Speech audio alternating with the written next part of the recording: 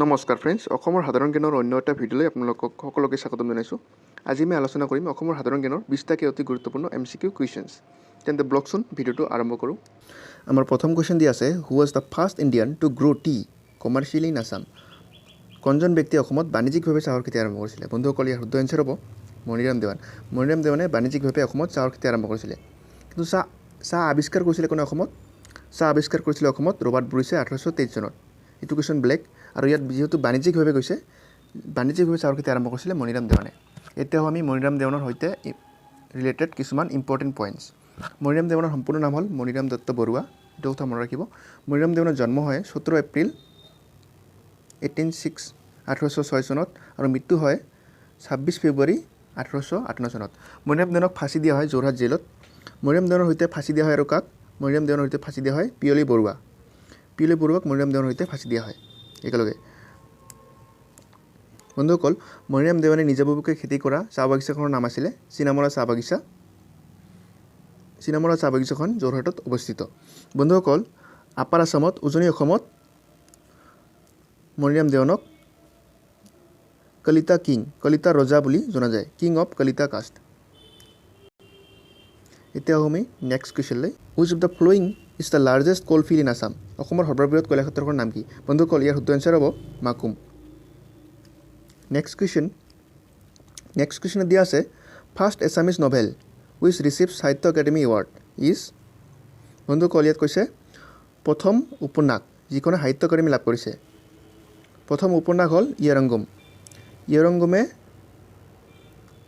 1961ত সাহিত্য একাডেমি বঁটা লাভ কৰিছে। বন্ধুসকল, সাহিত্য একাডেমি প্ৰদত্ত প্ৰথম কবিতা পুথিখনৰ নাম কি আছিলে? বনফুল। বনফুলে 1955তে সাহিত্য একাডেমি লাভ কৰিছিলে। বনফুলৰ ৰচক আছিলে কোনে? যতীন্দ্ৰনাথ দুৱৰা। যিহেতু ইয়াত উপন্যাসৰ কথা কৈছে, উপন্যাসৰ কাৰণে ইয়ৰংগম হ'ব প্ৰথম উপন্যাস যিয়ে সাহিত্য একাডেমি বঁটা লাভ কৰিছে। ইয়ৰংগমৰ ৰচক আছিলে ডক্টৰ বীৰেন্দ্ৰ কুমাৰ ভট্টাচাৰ্য। এতিয়া আমি নেক্সট কুৱেশ্যনলৈ। নেক্সট কুৱেশ্যনত দিয়া আছে আমাৰ, the biography Smriti Tirtha is written on the life of?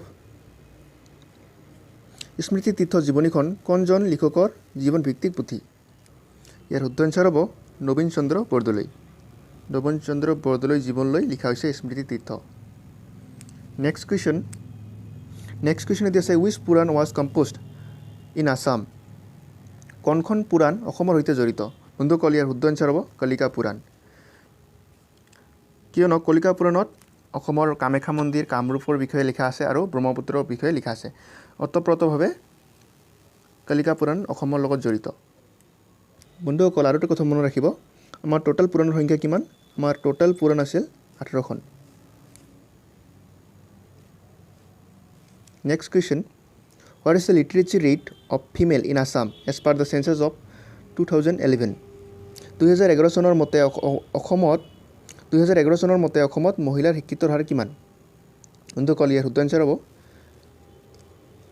C 66.7%, 66.27%। Next question, wish one of the first Assamese news paper? প্ৰথম অসমীয়া বাতৰি কাকতখনৰ নাম কি? বন্ধুসকল, ইয়াৰ শুদ্ধ এনচাৰ হ'ব দৈনিক বাতৰি। আৰু দৈনিক বাতৰিৰ প্ৰথম সম্পাদক আছিল, এডিটৰ আছিল কোন? বাগিম্বৰ নীলমণি ফুকন আছিলে প্ৰথম এডিটৰ দৈনিক বাতৰিৰ বা সম্পাদক। নেক্সট কুৱেশ্যন দিয়া আছে, the first novel by Rajanikanta Bordoloi was? Rajanikanta বৰদলৈদেৱৰ প্ৰথম উপন্যাসখনৰ নাম কি? বন্ধুসকল, ইয়াৰ শুদ্ধ এনচাৰ হ'ব মিৰি জীয়ৰী। নেক্সট কুৱেশ্যন দিয়া আছে, wish of the flowing north eastern state share the shortest boundary with Assam? উত্তৰ পূৰ্বাঞ্চলৰ কোনখন ৰাজ্য অসমৰ সৈতে চুটি সীমা ভাগ বতৰা কৰে? বন্ধুসকল, ইয়াৰ শুদ্ধ এনচাৰ হ'ব ত্ৰিপুৰা। ত্ৰিপুৰা অসমৰ সৈতে একেবাৰে চুটি সীমা ভাগ বতৰা কৰে। ইয়াৰ ইম্পৰ্টেণ্ট পইণ্টকেইটা যদি চাওঁ আমি, অসম আৰু নাগালেণ্ডে কিমান শ্বেয়াৰ কৰে? 512 কিলোমিটাৰ। অসম আৰু অৰুণাচল প্ৰদেশে কিমান? 804। অসম মণিপুৰে শ্বেয়াৰ কৰে 204। অসম মিজোৰামে শ্বেয়াৰ কৰে কিমান? 164। অসম ত্ৰিপুৰাই মাত্ৰ 46। এইকাৰণে ইয়াৰ শুদ্ধ এনচাৰ হ'ব ত্ৰিপুৰা। আসাম মেঘালয় সবতকৈ বেছি শ্বেয়াৰ কৰে কোনে? অসমৰ সৈতে সবতকৈ বেছি শ্বেয়াৰ কৰে মেঘালয় আৰু একেবাৰে শ্বেয়াৰ নকৰে কোনে অসমৰ সৈতে একেবাৰে বৰ্ডাৰ শ্বেয়াৰ নকৰে কোনে ছিকিম ছিকিমে অসমৰ সৈতে একেবাৰে বৰ্ডাৰ শ্বেয়াৰ নকৰে নেক্সট কুৱেশ্যন দি আছে who is the first Assamese women to win international gold medal in sports আন্তঃৰাষ্ট্ৰীয় খেলত সোণৰ পদক লাভ কৰা প্ৰথম অসমীয়া মহিলা কোন বন্ধুসকল ইয়াৰ শুদ্ধ এনচাৰ হ'ব অংকুশিতা বড়ো আছিলে প্ৰথম অসমীয়া মহিলা যিয়ে আন্তঃৰাষ্ট্ৰীয় ক্ষেত্ৰত সোণৰ পদক লাভ কৰিছে অংকুশিতা বড়ো কোনটো খেলৰ লগত জড়িত অংকুশিতা বড়ো বক্সিং খেলৰ লগত জড়িত অংকুশিতা বড়োই 2017ত ৱৰ্ল্ড ওমেন ইয়থ বক্সিং চেম্পিয়নশ্বিপত সোণৰ পদক লাভ কৰে next question the first borgeet was composed by the Sankardev at